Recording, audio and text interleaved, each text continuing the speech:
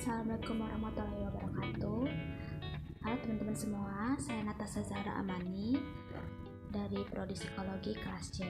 Nah, di sini tuh saya akan menjelaskan tentang psikoterapi dan dalam perspektif agama Islam. Nah, yang pertama itu ada konsep-konsep dasar terapi. Nah, contohnya tuh kayak psikoanalisis, memandang tuh sebagai manusia sebagai makhluk banyak dipengaruhi oleh proses-proses ketidaksadaran, sehingga teknik asosiasi bebas, analisis mimpi atau introspeksi. Nah, di sini tuh ada dibagi-bagi lagi nih. Yang pertama tuh ada manusia terdiri dari unsur tanah dan ruh. Nah, dalam Al-Quran itu manusia diciptakan dari sal-sal, fahor, dan haman masnun. Sal-sal fahor itu artinya lumpur, dan haman nastur tanah hitam yang bau busuk. Kemudian Tuhan mengembuskan rohnya ke dalam manusia ciptaannya itu. Quran surat 29 ayat 39 sampai 72. Nah, hubungan ruh sama jasad menurut Al-Ghazali itu, ruh pada mulanya tuh dimasukkan ke dalam tubuh manusia melalui saringan halus, sehingga ruh sering juga disebut sebagai jasad halus atau simulatif atau latifah. Nah, dalam dunia tarekat ini tuh ada dibagi nih, ada tarekat Naksyabaniyah dan tarekat Qadiriyah Naksyabaniyah. Nah, yang pertama tuh ada juga dibagi-bagi. Yang pertama ada Latifatul Qalbi, itu letaknya di bawah susuk kiri. Terus yang kedua ada Latifatul Ruhi, 2 jari di bawah susuk kanan. Terus yang ketiga ada Latifatul Siri, 2 jari di atas susuk kiri. Yang keempat ada Latifatul Khofi, 2 jari di atas susuk kanan. Yang kelima ada Latifatul Ahlifa di tengah dada. Terus yang keenam ada Latifatul Nafsi di antara 2 mata. Terus yang terakhir itu ada Latifatul Qalb, yaitu di seluruh badan. Nah, menurut teori ini tuh setiap latifah memiliki jenis kotoran sendiri-sendiri yang harus dibersihkan untuk membangkitkan sifat keutamaannya. Nah, lalu yang kedua tuh ada manusia memiliki akal dan kolbu. Nah, yang membedakan manusia dengan binatang itu kan akal ya teman-teman. Kalau misalnya binatang itu nggak punya akal, jadi tidak bisa berpikir rasional. Nah, kalau manusia kan pastinya punya akal. Akal ini tuh memungkinkan manusia tuh memiliki pikiran dan kesadaran yang rasional. Terus kalbu ini tuh selain memiliki kemampuan merasakan, bisa juga mengetahui atau pengetahuan. Misalnya pengetahuan dunia luar itu lewat akal. Terus kalau misalnya pengetahuan bersifat rohani tuh seperti goib atau spiritual ya. Di sini tuh ada juga nih penyakit kolbu dalam manusia. Yang pertama tuh ada yang berhubungan dengan Tuhan seperti kufur, fasik, zolim, syirik, munafik, dan sebagainya.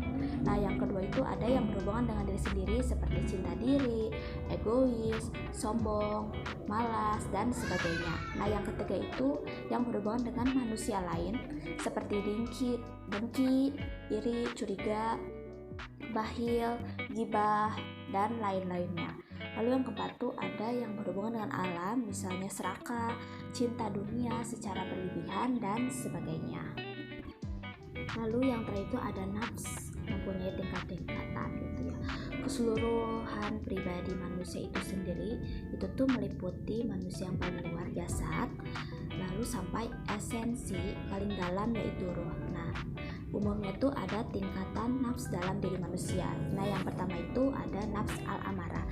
Ini jiwa atau diri manusia yang banyak dipengaruhi oleh dorongan-dorongan primitif yang sangat terikat pada kenikmatan badani duniawiyah. Nah, yang kedua itu ada nafs al-lawamah. Itu diri atau manusia yang dimulai menyadari dirinya sendiri dan berusaha meningkatkan ke arah yang lebih baik. Lalu yang ketiga itu ada nafs al-mutmainnah, diri atau jiwa manusia yang banyak didominasi tuh sifat-sifatnya seperti kebajikan. Tapi menurut Imam Syafi'i itu nafs itu ada 9 tingkatan. Yang pertama ada nafs al-nabati, terus nafs al-hayawan, nafs al-isan, nafs al-lawamah, nafs al-muhammah, nafs mutmainah, nafs ar-radiyah, nafs al-marliyah. Lalu yang terakhir itu ada nafs kamila. Ini tuh udah nafs yang paling tinggi yang memiliki jiwa yang sempurna. Selanjutnya itu ada tujuan terapinya nih. Nah, yang pertama itu ada membersihkan kalbu dari penyakit-penyakit, baik penyakit yang berhubungan dengan Tuhan, dengan diri sendiri, dengan orang lain, atau dengan alam. Lalu yang kedua itu ada menguasai pengaruh dorongan-dorongan primitif sehingga dorongan tersebut dapat dimanfaatkan sesuai dengan fungsinya. Lalu yang ketiga itu ada meningkatkan derajat nafs untuk mencapai tujuan dan kesempurnaan diri. Yang keempat ada menumbuhkan sifat, sikap, dan perbuatan yang baik. Lalu yang terakhir itu ada meningkatkan seluruh potensi untuk menjalankan tugas sebagai khalifah di muka bumi. Lalu yang materi terakhir itu ada proses dan teknik terapi. Nih, di sini tuh ada beberapa teknik terapi dan ada beberapa tahap juga. Nah, yang pertama itu ada tahap taholi. Tujuan itu untuk lebih mengenali diri, menguasai diri, dan juga membersihkan diri gitu. Terus ada beberapa teknik yang digunakan, dan dalam tahap ini tuh ada yang pertama itu ada teknik pengenalan diri, teknik pengembangan kontrol diri. Cuma ada 2. Terus penting nih bagi orang-orang yang memiliki masalah psikologis yang berkaitan untuk mengendalikan nafsu. Nah, untuk dilakukannya disiplin mental yang ketat itu tuh ada beberapa cara.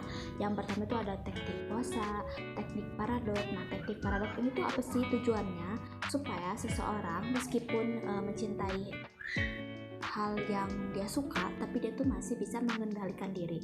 Lalu yang ketiga itu ada teknik pembersihan diri. Nah, tujuannya itu penyembuhan berbagai bentuk gangguan mental. Terus yang berkaitan dengan penyakit hati. Tadi kan sebelumnya kita udah membahas ya tentang penyakit hati dalam manusia. Nah, terus ada juga nih caranya yang diterapkan. Yang pertama itu ada teknik zikirullah, yaitu dengan banyaknya berzikir. Terus yang kedua itu ada teknik membaca Al-Quran. Lalu yang ketiga itu ada teknik penyangkalan diri. Nah, ini tuh ada juga nih tujuannya untuk menghilangkan rasa egoisme atau penyakit yang berkaitan dengan diri sendiri. Terus yang kedua itu ada tahap tahali.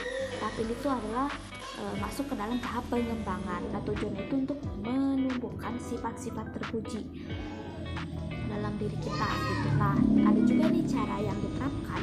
Yang pertama itu ada internalisasi asmaul husna. Lalu yang kedua ada teknik teladan rasul.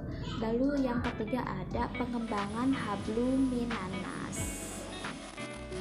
Lalu ada tahap yang terakhir itu adalah namanya tahap tajalli nih teman-teman. Di situ ada tujuannya. Apa sih tujuannya? Ini tujuan dalam tahap ini tuh untuk meningkatkan hubungan kita dengan Allah, atau bisa yang disebut hablum minallah. Nah, lalu tuh ada juga nih tugas atau fungsi terapis. Fungsinya terapis itu apa sih? Yaitu pembimbing bagi klien untuk mencapai taraf nafs yang lebih tinggi. Nah, terus apa sih tugasnya? Tugas itu membantu pasien mengenali sifat dirinya, membantu pasien mengatasi masalah atau gangguan yang dialaminya, terus memberikan petunjuk teknik-teknik yang harus dilakukan oleh pasien. Terus tuh sebenarnya terapis itu harus memiliki tingkatan nafs yang lebih tinggi daripada pasien, karena kan kalau misalnya kita sudah mengenali diri kita, terus memiliki tingkat nafs yang lebih tinggi, ini tuh sangat besar untuk kita membantu orang yang memiliki tahap nafs yang lebih rendah daripada kita. Jadi kita bisa menolong orang-orang gitu guys. Nah, ternyata materi kita udah sampai sini. Sekian dari saya. Mohon maaf bila ada kesalahan kata atau kekurangan materi atau sebagainya. Wassalamualaikum warahmatullahi wabarakatuh. Dadah.